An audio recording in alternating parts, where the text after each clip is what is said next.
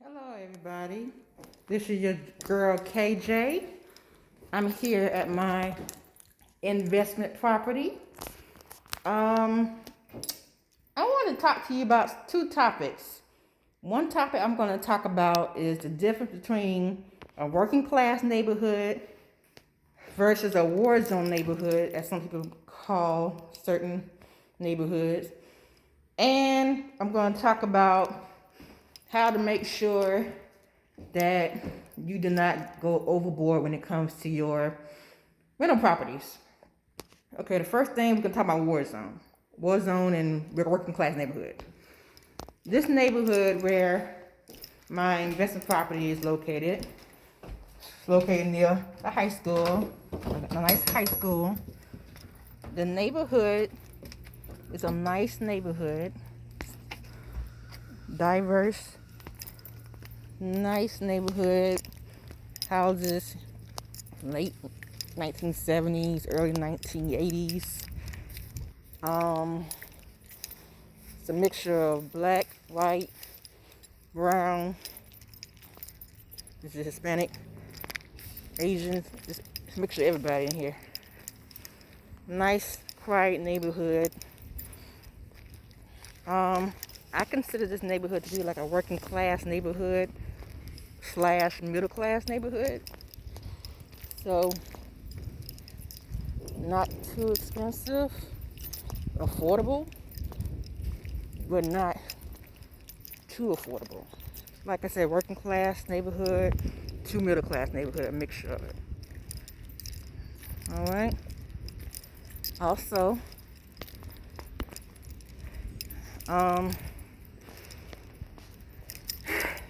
people tend to stereotype certain neighborhoods when it's predominantly black and brown neighborhoods. There's a huge difference between a working class neighborhood and a war zone. See, a working class neighborhood / middle class neighborhood, a mixture of it. In the C category, in the C category, more like a C plus, B minus category. To me, I would say more so C category, C minus, not C minus, but C plus or C category neighborhood. You can pretty much walk around this neighborhood and not have to worry about getting shot. Very sweet people in this neighborhood. It's older people, they're younger people. There's even some rentals around here. Like I said, it's a nice neighborhood.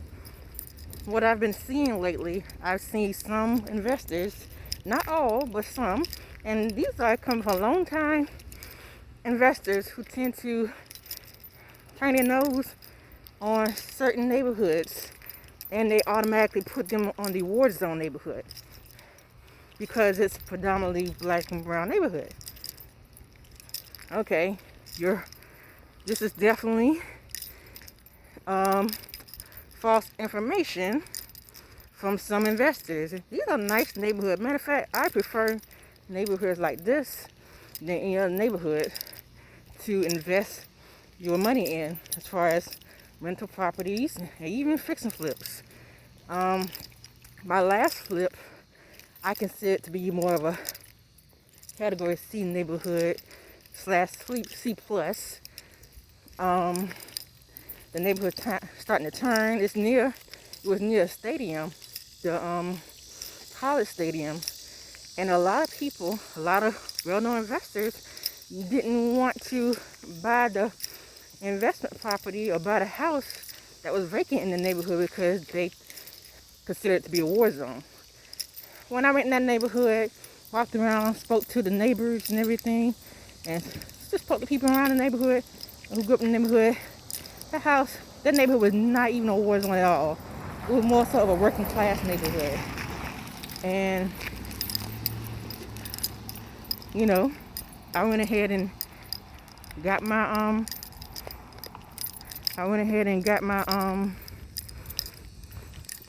funds together and purchased the house in the neighborhood that people didn't want, and was able to flip the house and get a nice profit.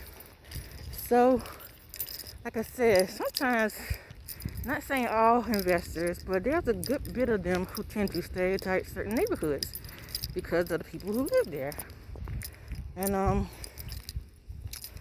just wanted to show you guys how nice of a neighborhood this is. Very diverse. People are very sweet and nice in this neighborhood.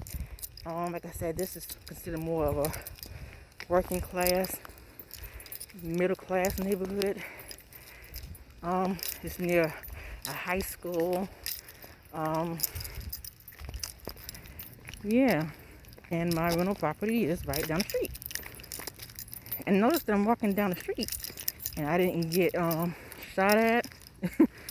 No one talk trash or anything. Matter of fact, the neighborhood that's right beside us, there was a house that was just sold for $155, but then there's another house that was sold for $135. Then there was one that sold for $139, and then there was one that sold for $129, and there's one that was sold for $145. So, like I said, this is a nice neighborhood. And my investment property, the one that I'm working on now, it's been sitting in this neighborhood with nobody touching it for about 9 years. 9 years, y'all.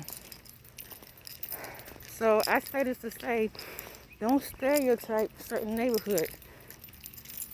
You know, you can even invest in some people call a warzone neighborhood. Well, if you want to, you just have to know your customers, know the people who wouldn't mind staying in certain neighborhoods, and you have to know the difference between a working class neighborhood and a war zone neighborhood. Okay? This is a working class / middle class neighborhood. This is not a war zone. Like I said, but some investors would think it's a war zone, and it's not. I like investing in this neighborhood where it's diverse too, and it's near a high school or near some type of school, and near a main street. Those are the type of neighborhoods I like to invest in.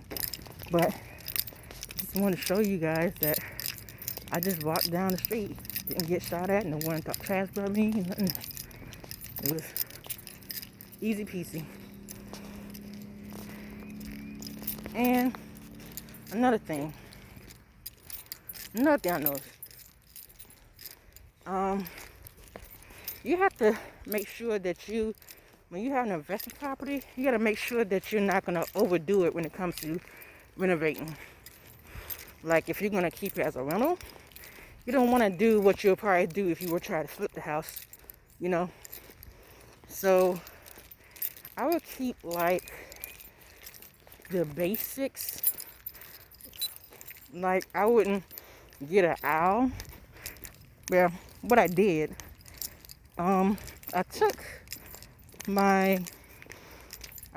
some advice from some of my investor buddies, and a lot of them saying, you know, you go to Zillow or Redfin and look at some of the houses that were recently sold and are even currently on sale in the neighborhood or close to the neighborhood, and look to see how they renovated their house. If they didn't put a whole bunch of renovation on it, but it made it like nice and basic but still nice, then stick to that standard. If they went extravagant on it, then go to that standard. But you have to do the standard of the neighborhood. Like for instance, at first I was gonna knock this wall out and make it to like a real open concept kitchen with an island. Due to the actual house that I saw on Zillow that's near this neighborhood and see what it's on sale for, and the ones that were sold, they didn't knock down the kitchen. They didn't make it to an open concept. A lot of the kitchen was still closed off, just semi-open. So like this part right here, I'm gonna open it up. So this part could be open. This would be the eating area. That's right here. So this would be more open. This wall would be knocked down. But as far as this wall right here, which is the wall of the kitchen cabinets, this is gonna stay put. So, you know, just doing the basics of certain things, because you don't want to overdo it and the next thing you know, you lose money. You still want to make a profit out of this. Also, gonna change the appliances. I'm not gonna do any type of granite countertops and marbles or quartz or anything, because this is, like I said, this is a rental. A lot of tenants don't care about stuff like that. They just want everything to be clean, safe, and functional. And I got this concept for Hood Estate.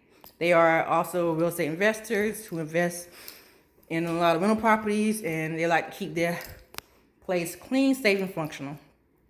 Like I said, mine's still gonna be like nice rental plus. Like, it could be like a rental, but a step up, you know, so at least be able to attract, you know, a nice amount of tenants who want to rent this house. But I'm not gonna be so extravagant on there. I'm gonna keep the wall, of course, remove the wallpaper and everything, and I'm gonna change the cabinets, make them more updated, put some laminate countertops on there. Nowadays, laminate countertops don't even look like laminate countertops anymore. It look more like they're granites or whatever, and it still look good. So I'm gonna get probably laminate countertops. This is the actual eating area. So I'm gonna keep this. Everything's gonna be luxury vinyl. This gonna be removed. This wall gonna be removed so it can open up the area of the eating area. And this part right here is gonna be, which used to be a formal dining room.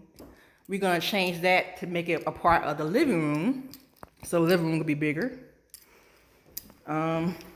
This is the washer and dryer connection. We're gonna close out this wall right here, but that's the bedroom. See? We're gonna close out this wall. Move I guess we're gonna move the closet to this side so there can be a lot more room for the bed. We're gonna, of course, update this for sure. Change to new tubs, new toilet, new bathroom, countertops, and everything. Like I said, everything's gonna be changed. This is gonna be the master bedroom. It's gonna be a master bathroom. This whole wall gonna be knocked down, make it to all in one big master bathroom with new toilet, of course, new tub and everything. Like, it's not gonna be an extreme overdo, but it's still gonna be nice. And I'm still gonna be able to make a nice profit to be able to appraise it, so I can do a cash out refinance once I get some tenants in there. Yeah. And of course, this is going to be, hopefully we can knock this wall down to make it more open, make it more like a vaulted ceilings, so the living room will be a lot bigger. Yeah, but like I said, keep it basic, not too extravagant. Like I said, this is a rental. This is not a fix and flip. This is more like a rental flip. So, but I'm keeping it. And y'all have any questions, feel free to hit me up. You can send me a message under my videos. Also, to be able to see more of my work, you can go follow me on Facebook, KJ Buys Houses. And you can follow me on Instagram. And my Instagram is misunderstood, which is MIS_understood KJ. All right, but I'll be doing more pictures or possibly videos on my business page. Also, you can subscribe to my YouTube channel, which is misunderstood KJ. That is MIS_understood KJ. I have videos, or I will have more videos in regards to investing. Also financial literacy, because we gotta know how to manage our money first before we do anything. Be able to get our credit together and all that other good stuff, so we can start buying invested property, multiple invested properties, and even some people may want to buy a fixer-upper for their primary residence. All right. If y'all have any questions, feel free to hit me up. KJ Buys Houses on Facebook page, or Misunderstood KJ on YouTube or Instagram. All right. Hope y'all have a blessed day. Bye.